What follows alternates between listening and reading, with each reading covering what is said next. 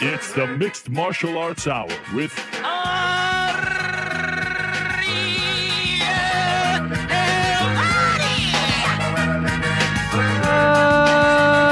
Mixed Martial Arts Hour is back in your life.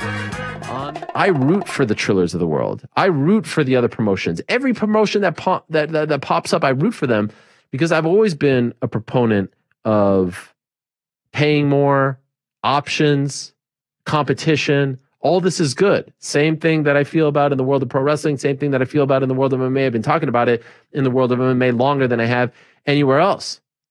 In the NBA, if you fall out of favor with the Portland Trailblazers, you can go to 29 other teams. In MMA, if you fall out of favor with the UFC, how many options do you have out there? Now, some are popping up. You got Bellator, you got PFL, you got ONE. But you need options. And so I like the fact that there's a promotion out there that's giving opportunities to MMA fighters in particular to box and to make a hell of a lot of money. This is great. What bums me out about the whole situation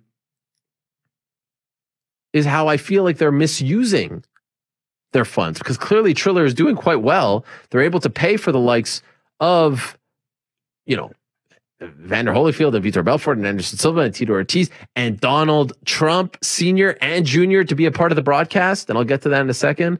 And all these other things, these bells and whistles, like they're able to pay for it, clearly able to move the card and all that stuff.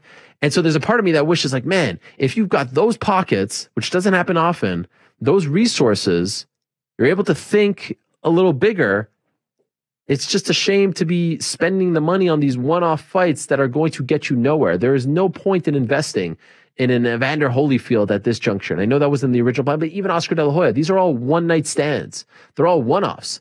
Can we try to build something? And I know their whole thing is it's a variety show and we're just, putting on these events, but you want to build to something. You don't want it to be viewed as the car crash promotion. You don't want it to be viewed as the promotion where, someone might get seriously hurt.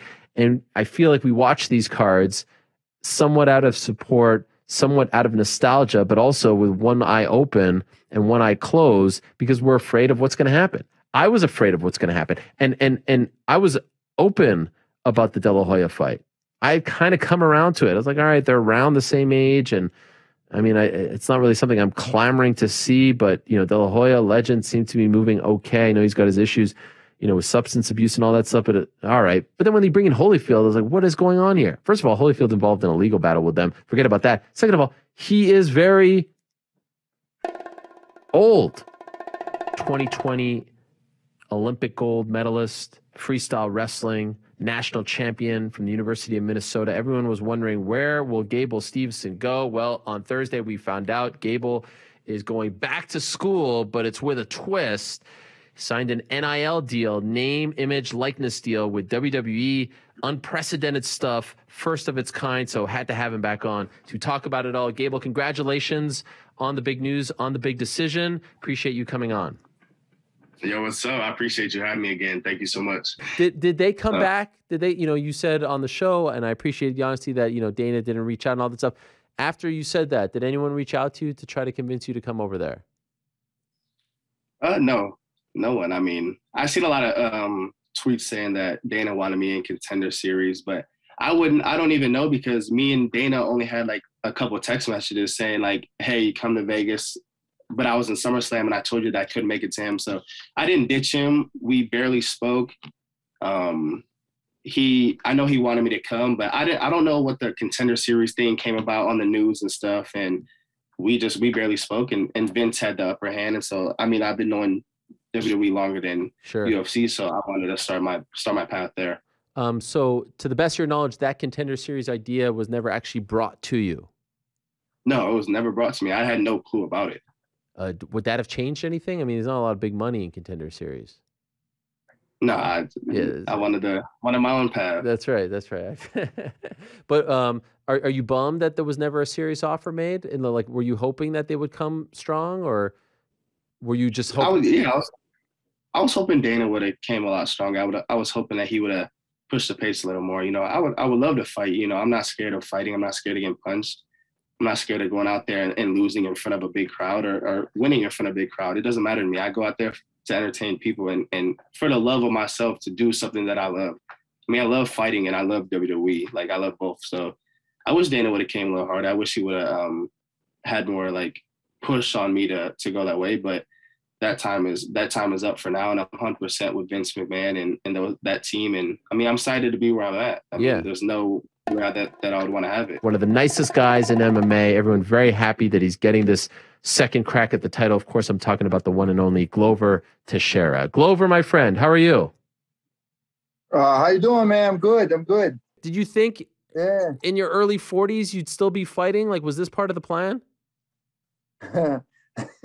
No. I wanted to be champion quick. When I start, everybody wanted to be. I wanted to do like Khabib, man. Be a champ of the world, be in the top of the world, and go. But right now, man, I'm just enjoying this so much. I really do. I'm not saying here for the money. I mean, I have my gym there. They're doing well. I'm living very simple. I don't live like over the budget. So fighting for the money. Of course, money is good. I'm making more money now in my career than I ever made, so money is good too. But it's just the fact that like I say, I think I found the way to train. I'm happier training now. I'm sleeping better. I'm training better. I'm everything is better because when I have the ups and downs, like even with John Jones, even with Ryan Bader, I was winning those fights, but man, was like too much work, too much, like maybe too much work and too much undiscipline off camp too. Even Lyoto had a talk with me about it. He's like, Glover, you got to discipline yourself a little more because the age is going to catch up to you. You can't do those things, Like what? Like what kind of things?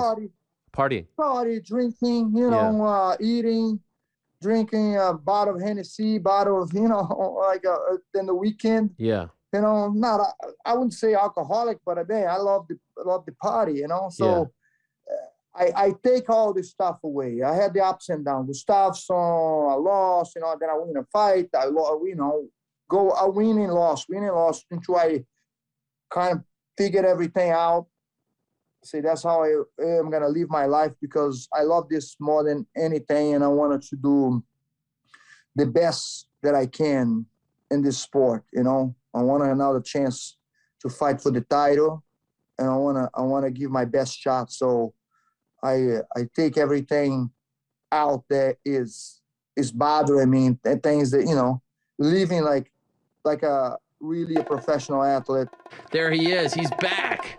The best looking man in MMA, Luke Rockhold. How are you, sir? Good. How are you? Luke, it's been a while. Yeah, it's been a while since we last spoke. So you end up with Sean Strickland. Yeah. Is it because you saw him against Hall and then you're like, all right, this guy's interesting enough. I'll take this one? Oh, there's nothing else out there. There's no other options. I mean, he got a ranking. And it was Madison Square Garden, a venue that I haven't really graced. The one time I was supposed to fight there, I got injured with Weidman. So the stage was nice. The opponent was all right. I grew to not liking the kid quite a bit. So that just adds a little more to it. I think I had more interest. I want to shut this kid down, to shut his mouth and put him away for good. What's your problem with Sean Strickland? Back in the trailer park. I just don't like him, man. He's got a bad attitude. He's that guy in the gym and just no one likes him. The worst energy you ever felt. Like I didn't like him at first. I was hungover. I think the first time he walked into the gym, I was hungover and I was beat up, and I just watching the guy run around the gym and bark and talk and just say the dumbest shit, and just not really not a good person. Just kind of just trying to put off everybody and just not care for anybody, in the gym. And so I got kind of frustrated just listening to him talk. I was like, this kid's a fucking idiot. I was like, maybe I will. I'll put the gloves on. I'll go spar him. So I'll work with him one time. So that's the only encounter I really had with him. Oh, Other than that, him saying that he wants to kill people in the ring. Yeah. Like it would be cool if I killed the guy. And then what the fuck are you talking about, dude? Those are the people that need to die themselves. Those are the people. And you want to talk about coming in the parking lot, coming after me? I didn't say anything really about you, but you're going to come in the parking lot and get what did you say? What did he say? A misdemeanor or some shit? Motherfucker, you come at me, you touch me in the parking lot. I'll be the one in jail. I promise you that, and you'll be the one who needs to question. People will have to question if you're fucking alive. Would it be fair to say that you believe that this would behoove the fighters? It would be good for the fighters to try to come together, to have a collective voice, to have collective bargaining, to have a seat at the table, but you also don't think, because everyone's looking out for themselves, selfish, that it won't happen, at least not in your time as an active fighter? No one has enough balls. No one has enough cojones. That's the problem.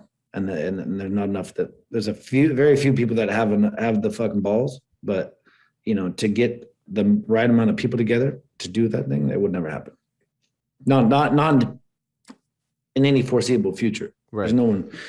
They give out enough to make everyone come back for more. You know what I mean? And then someone fucking sparks up a conversation and they get shelved until they run out of money and they want to come back and they have to do what they have to do and they have to take the paycheck they have to take. This is the game we play. Do you have the balls to do it? Do you want to do it?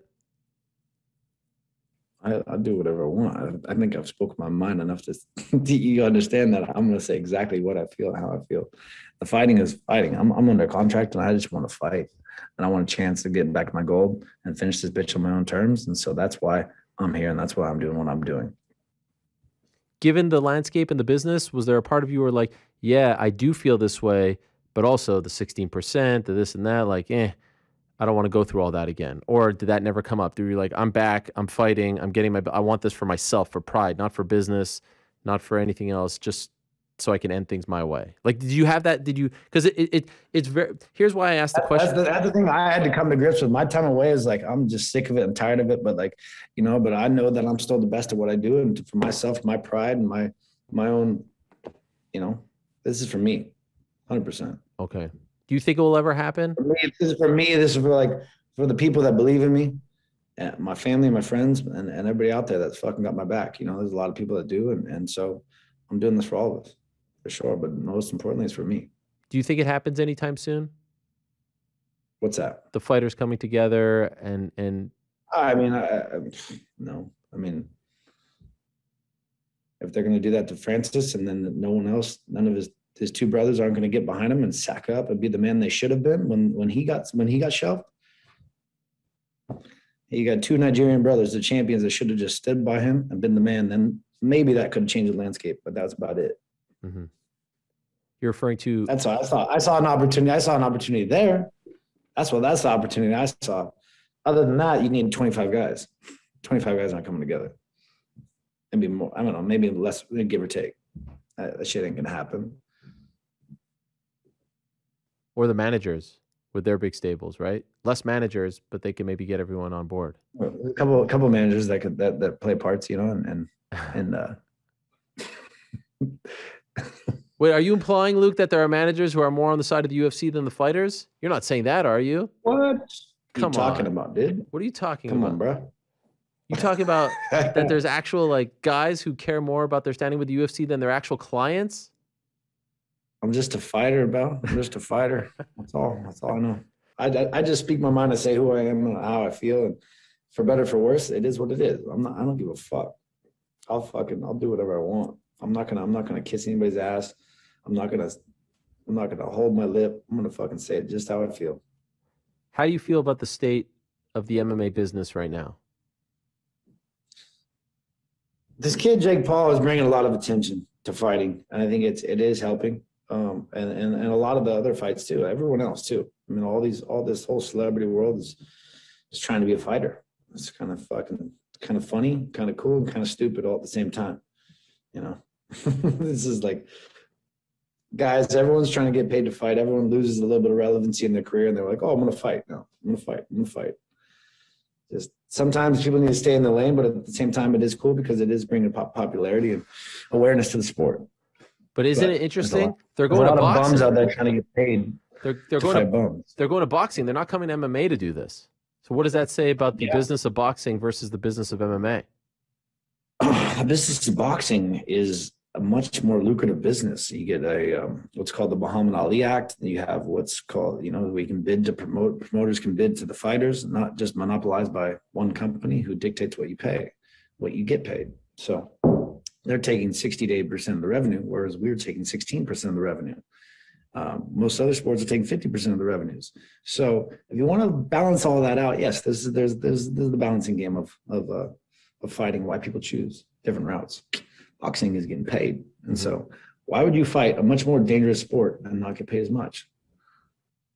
All those celebrity people they're going to jeopardize themselves like that. They don't want that. They don't have that dog in them. They don't have that nastiness. That's why you box. That's why you bitch and you box. You know what sucks is wearing a fucking snake on my goddamn fucking thing. Who the fuck wants a snake on the UFC? Like, you think the NBA or the fucking MLB, they got a fucking snake on their outfit? What the fuck is this shit? That pisses me off. I don't want to wear no snake on my outfit. Sugar Sean O'Malley. There he is in his car once again. Sean, how are you? Ariel, I'm doing good. How are you, brother? I'm doing great. It's good to talk to you, Sean. How are things? Things are good, Ariel. Always good. Can you just, because your situation is one of the most talked about ones in the sport. Would this be a fair assessment of your situation? Because people say, oh, you fight this guy, he's not a big name. You have a certain contract. You feel like if you're going to fight big names, I want to get paid to fight those big names. As long as I have a certain contract, why do I need to go out of my way to fight big names? If they're going to feed me other guys who aren't big names, I might as well just fight those guys and win and beef up my record. Is that a fair assessment? I mean, at the end of the day, UFC picks. They offered me Frankie. Like I said, I would love to fight Frankie. Frankie's a top 10 guy, I think, and he's a big name guy. I wouldn't have said no. No, I don't want to fight him because I want to get paid more to fight. I said, yeah, I'll fight Frankie in December 11th in Vegas. I would have loved that fight. That's the fight I was hoping for. That's the matchup I wanted. I'll also fight Dominic Cruz December 11th. That's a fight I would take. It's a top 10 guy, and I'm getting paid whatever I'm getting paid, which is, to be honest, I feel like I'm one of the biggest stars in the UFC. And if you see what I make, it's, it doesn't show that. But also I understand that UFC gives me a platform to go out there and be able to sell merch, to be able to get all these sponsors, to be able to make, it gives me eyeballs for YouTube, Twitch, merch, all these other things. So, I mean, I'm not getting paid directly from UFC a lot, but I am getting eyeballs. I'm getting money outside of it from the UFC. So it's kind of a hit or miss. It's a perspective thing. I try to choose to look at it like I'm not making the money I believe I'm worth, but I'm also making money on the outside doing other things from the UFC. So it depends how you look at it. But yeah, I think if I'm going to make the money I'm making right now, why go out there and fight, the toughest guys in the world? Why not why not fight these 3 fights fighting not the toughest guys in the world, renegotiate my contract, and then make real money fighting real tough guys? I think it's going to be Sean O'Malley against Paddy Pimblett, the fight everyone's talking about. I think that could be a potential super fight down the line. What's the beef there? You're like 2 weight classes apart each other. What's the beef? I had no idea. I didn't know of him until the UFC kind of started posting stuff about him, and I, obviously don't follow him, so I just, a bunch of people telling me, yo, Paddy's talking shit and talking shit, so I'm not going to not talk shit back. You know what I mean? I heard him, look, he was talking shit, so what am I going to not talk? I got to talk a little shit back, right? Sure. So, I don't know. I don't know what his beef was with me, but, I mean, he's kind of as ugly and stupid as he may look, he's kind of smart. He's talking about, the biggest names in UFC. I'm clearly one of the biggest draws. I'm the cash cow, and he knows that. So why not? He's got to use my name. He's got to say my name. The most talked about man in combat sports. There he is. Jake Paul, how are you? I'm doing good, Ariel. Thank you for having me, man. Crushing life, honestly. Me or you? Both. I guess. We're doing it together. We're doing it together, Jake. Who'd have thought? And as you know, most people get into fighting to become millionaires. Most people get into fighting with dreams of having a better life for their family, for their kids, etc. You came into fighting already a very rich man. And so I'm wondering, at some point, I talk often about the satin sheets thing that Marvin Hagler once said. It's hard to wake up when you're sleeping in satin sheets and pound the pavement at 5 a.m. This is the thing that people are saying Conor McGregor is going through right now. He just doesn't have that fire anymore. You make that money. We see it in all facets, especially in combat. You have all that already. So at some point, is it going to hit you like, man, I don't need to spar. What do I need to cut weight for? What do I need to have a training camp for? Like, I'm good. I made it. What's the point in all of this? And that's why I wonder if you'll have a 10, 15 fight career, because at some point, like these 8-round fights, 10-round fights, 12-round fights are going to become a little less fun when you're already breaking bank. Do you get what I'm saying? Is that something that you've worried about? Or maybe the plan isn't to go 10 fights and you're just going to do this for a couple more and then you're done? Yeah, no, I've had this thought for sure. And it's really weird. After this fight, I felt very different and almost like unfulfilled for some reason.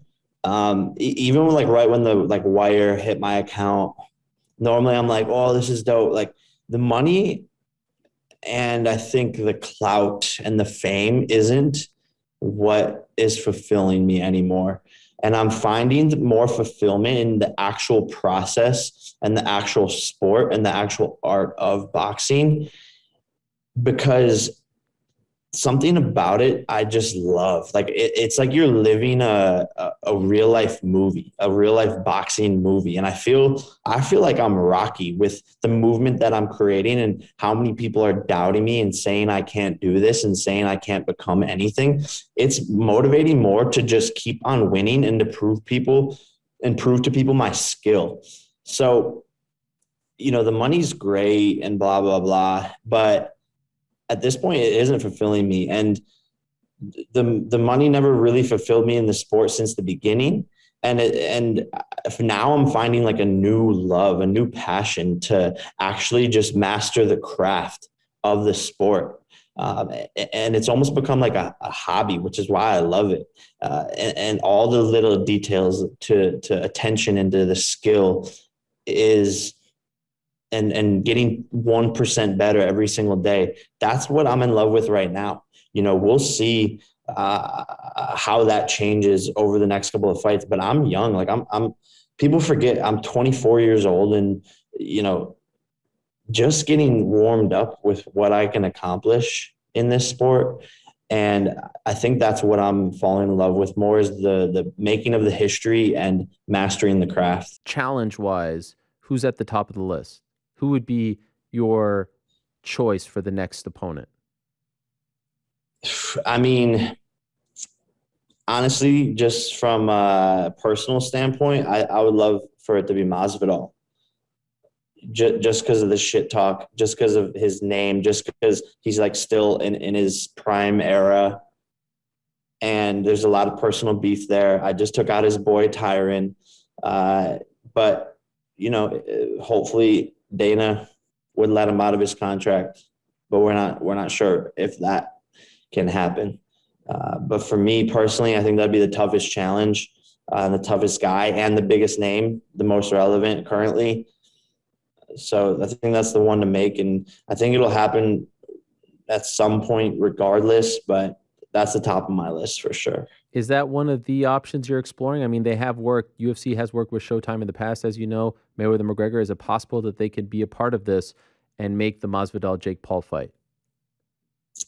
We'll see. His dad, Dana White, just has to let him, right? And that's what it comes down to.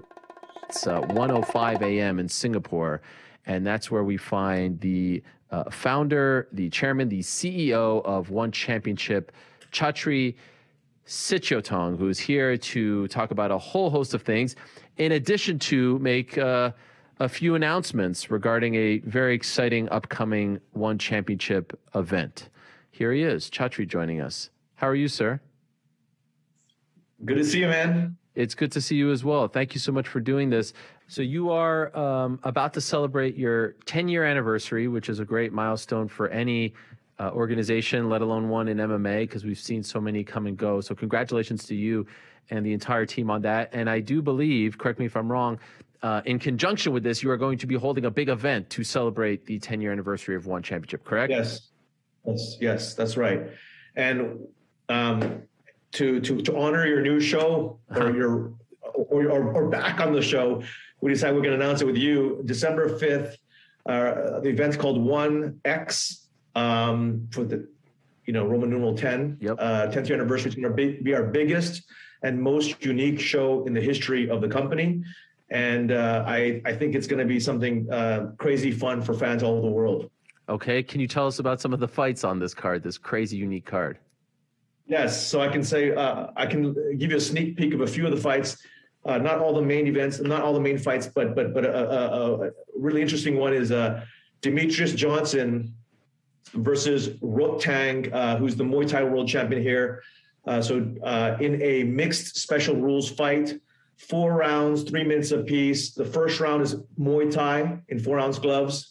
Second round is MMA in full MMA rules and global rule set. Third round is Muay Thai, and fourth round is MMA. And so why it's so intriguing is, and it's crazy because this bout has already been signed.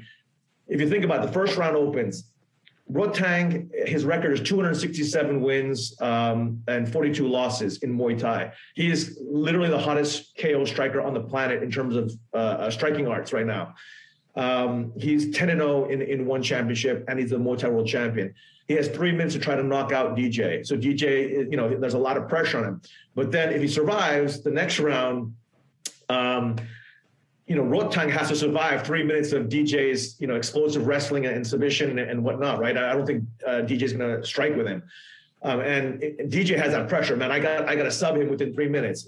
Same thing with Rotang in the first round. I got to knock him out in the 3 minutes. So it's going to be this kind of really pride style, back to the old days. And we want to do something special like that. We wanted to do something fun that would, commemorate martial arts in a way that celebrates all of mixed martial arts and its history, not just our 10-year history. The soldier of God, my old friend, Shalom, YOEL Romero. How are you? Shalom. Everything good? Good to see you again, my friend. Oh, it's a pleasure. And sorry I'm a few minutes late. I apologize for keeping you waiting, YOEL. I mentioned this. I don't know if you remember your UFC debut, April of 2013, in San Jose, in the same building where you're making your Bellator debut. You won flying knee against Clifford Starks. Did you remember that? That's kind of crazy. Oh, yeah, I remember. I remember. So, YOEL, 44 now for you, and you haven't fought since March of 2020. It's been a year and a half for you since your last fight. Was it hard to keep motivated, to keep in shape? Was it hard for you being out for so long? My brother, you need to see me Saturday. I'm very, very happy. I'm very, I need to say something like that. Thank you, God, because God, Dios me cuida, Dios me mantiene de una forma que yo mismo digo, wow, es increíble. He says that God protects him, God keeps him in a condition that's amazing, and he's just watching over him all the time. Estoy mirando a las personas como que han peleado este fin de semana en boxeo, como que peleó Víctor Belfort, peleó Tito Ortiz, Silva, estas leyendas, y yo veo cómo pelean y wow, y yo me quedo mirándome, amazing. So he says, como yo me veo en el entrenamiento. He says he's been watching how Belfort fought this weekend, how Holyfield fought this weekend, how Tito Ortiz and Anderson Silva fought this weekend, and the way he feels in the training, the way he looks in the training is so much better, and he's very confident he's going to do an amazing job. Cuando entreno con los muchachos jóvenes de mi gimnasio de 22 años, 21 años, 25 años, o sea, muchachos bien jóvenes, y yo me veo compitiendo y entrenando con ellos, tengo que darle muchas gracias a él. So when he sees those 20-year-olds at the gym and, he starts rolling with them, sparring with them, he just has to be thankful towards God because he's doing a great job. You think you're in better shape now, YOEL, at 44 than you were 20 years ago? ¿Qué dice? ¿Tú crees que estás en mejor condición ahora que hace 20 años? Es una mezcla. It's a mix. Okay. Es una mezcla de sé dónde poner las energías, porque cuando uno es joven, uno no piensa mucho, uno derrama más de energía. Sí. It's a mix because when you're young, in earlier years, he would, like most athletes, he would waste a lot of energy on unnecessary positions, where now he's always, he learns how to manage his energy, and so he's a lot more energy efficient now. ¿Qué es lo que te dice? ¿Dónde está la capacidad de cómo te sientes? qué tan bien estás es en el entrenamiento. Hay entrenamientos donde tienes que empujar y es ahí donde te das cuenta qué tanto has perdido, si tienes mejor capacidad o no. So there's certain training sessions that you may have to work harder, and other training sessions when you don't have to work harder and you have to be more technical. So he can tell where, he's learned to distribute his energy. Es el entrenamiento que te dice qué tan listo estás preparado. It's the training that determines how ready you are. Really? So you were in talks to fight Jake Paul? Like, I guess when maybe Ben Askren was supposed to fight him, you were in talks to fight Jake, and then it fell through? Cuando ellos querían pelear con Ben Askren, preferieron ir con Ben Askren en vez de que con... Sí, sí. Yes.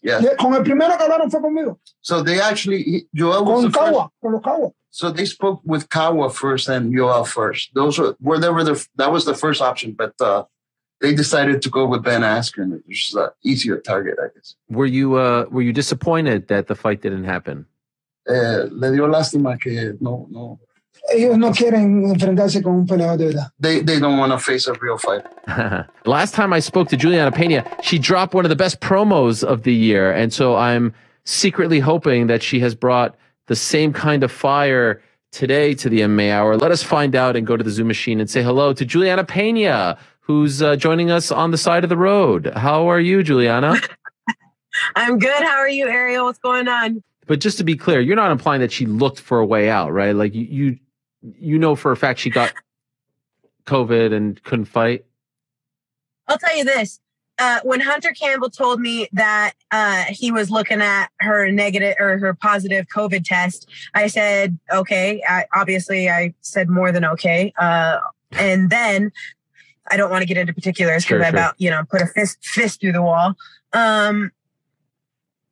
The next day, an article came out from her wife stating that they had been locked down for, 11 days and that all three of them tested negative and that they were all clear and that they were all ready to go. And so I saw them like the next day in the gym and like training and everything like that. And so they were posting this stuff. And I just had a feeling it wasn't going to happen in general because every time she's posting, it's like chocolate cake and, all sorts of goodies that you normally wouldn't be eating in a fight camp. So I was just like, she's just probably on the couch eating chocolate cake and was like, what? The fight's next week? Oh, no, I got COVID. Like, we're not, like, she probably just wasn't ready. You know what I mean? So it is what it is. And did you get an explanation as to why it was August to December?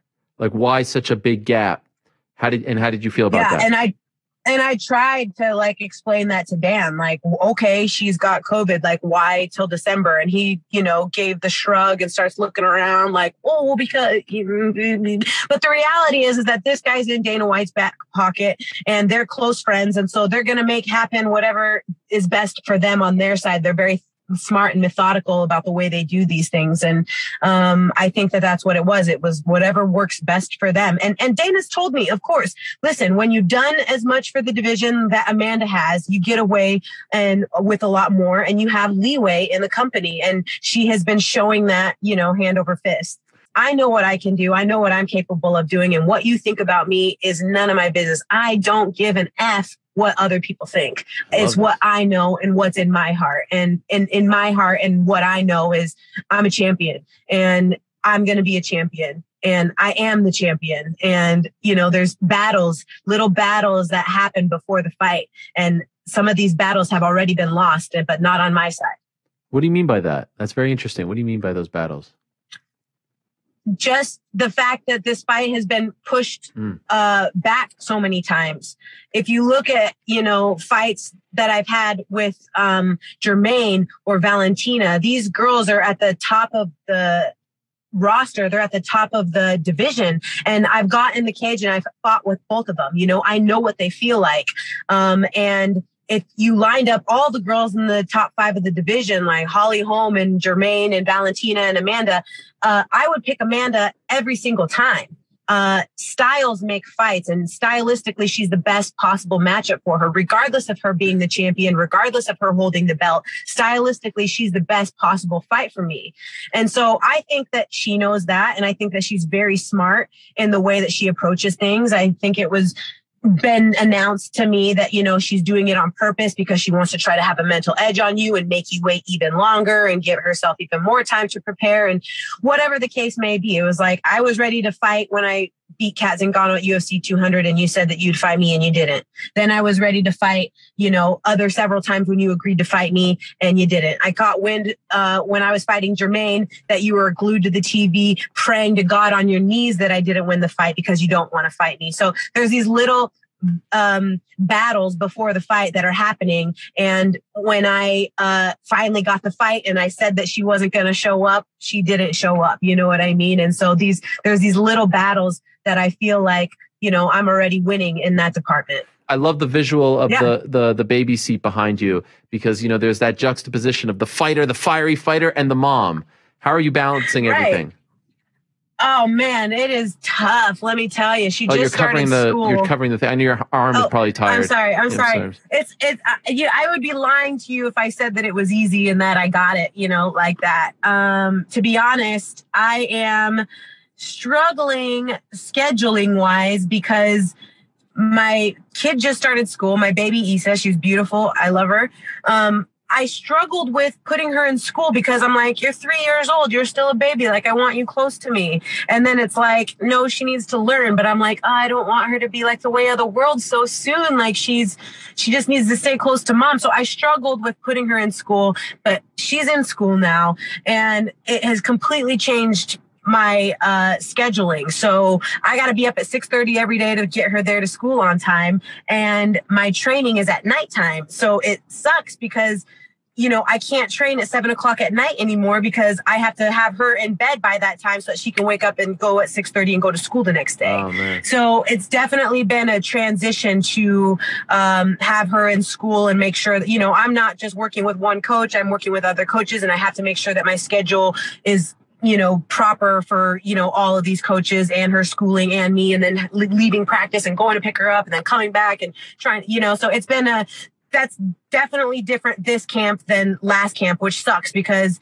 if I would have fought then I wouldn't have had to deal with this. You know what I mean? But now that I'm in my fourth camp, now I'm having to completely change the way that my scheduling is and the way that I train. And right now it's kind of that's been the hardest part. But otherwise, you know, being a mom obviously gives you that extra power, and she's awesome. So I love her to death, and I think that she's so great. So other than that. There she is, my good friend, Valentina Shevchenko. How are you? Hello, Ariel. Everything good. Thank you. Lauren Murphy, like I said, is on a nice winning streak. She's won 5 in a row. She has also said that you have never fought anyone as tough as her. Valentina, what do you make of that statement? Everyone says the same. Everyone says the same. Jessica Andrade said, you never fought someone with ability of wrestling like me. So they keep saying the same. But yeah, it's good. She believes that. As I'm saying all the time, it's going to be more frustrating for her to feel the difference. Yeah, I would argue that perhaps the more accurate statement is that she has never fought anyone as tough as you. I think that would be more accurate. Are you impressed, though, with what she's done as of late? You know, it's kind of like being in this level of competition, it's going to be silly to expect someone with less skills, because we are speaking about top athletes. We are speaking about the elite of fighters who are on the top of the world fighters, right? And it's kind of like, definitely if she got where she is, she has to be good. And I'm preparing for the good fight. I'm preparing for a lot of like scenes coming out from her. But in the same time, I know that she's strong, she's dangerous, but it doesn't mean that it's something else, something beyond what I'm expecting. I'm expecting hard fight. That's why I hard train. I train very hard. I train very strong, and that's why my training camp is it's like full power, and it's continue like all the way till this week, the hard trainings, and then for the fight week we're gonna start to slow down a little bit, but like the same, just to make sure that I am in my best shape. By the way, just a couple of things left for you. You know, we're seeing a lot of these fighters from MMA go over to boxing and try it out there. Some having success, some not. Anderson Silva is having a lot of success. I feel like you would be, you know, we're not seeing a lot of females go from MMA to boxing. I feel like you would be the one who could do really well in the world of boxing. Does this interest you at all? I don't see a reason why I have to do it. I have like 12 professional boxing fights, and I did it. I know exactly what it feels, and it's kind of like, it's for me, being UFC champion, fighting in a mixed martial arts, universal style, when the technique is everything. It's like you actually know all kind of martial arts. You are like perfect boxer, you are perfect Muay Thai fighter, taekwondist, you are perfect grappler, wrestler. You are everything in martial arts. It's like, it's kind of like going to boxing. It's kind of like, you can, why not? But for me, it's a little bit downgrade. Michael Chandler, who is here, our final guest of the day. We have saved the best for last. Michael, how are you? Good, man. Main event spot. Thanks, bro. How about that? How about that? I'm no Michael Chandler.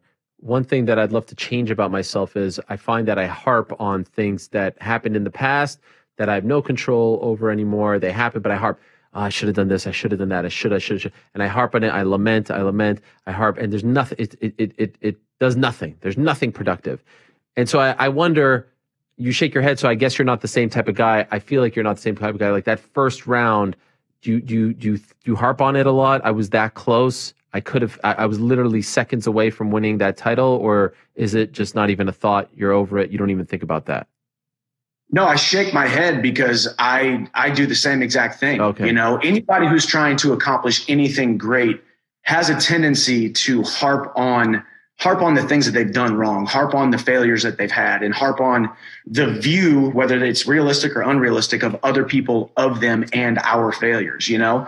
Yeah, I mean, I think one of the greatest things about that fight on May 15th was, I was this close, a gnat's eyelash, maybe one punch away. Maybe if it was a different referee, maybe that referee would have stepped in. I was so close to winning the UFC title.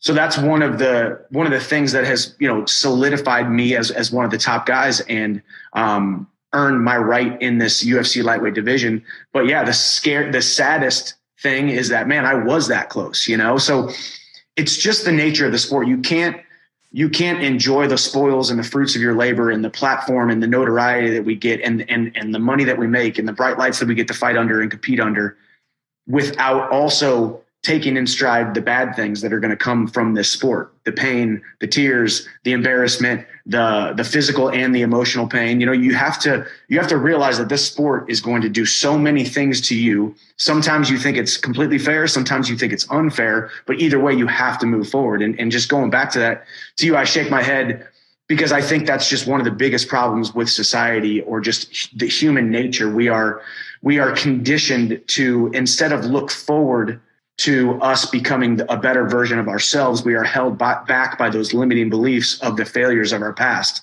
So I think it's a trait that a lot of successful people all have in common, but it's also the most successful people that you've ever been around. Those people that you just wonder, how in the heck is that guy or that gal so confident?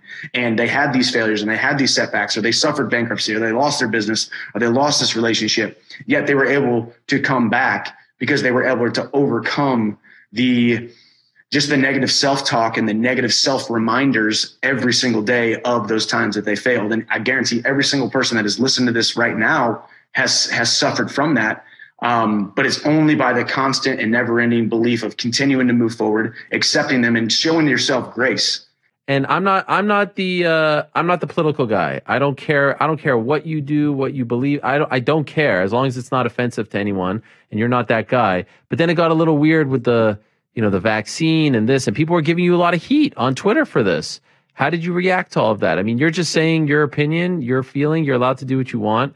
Everyone has their own stance on it.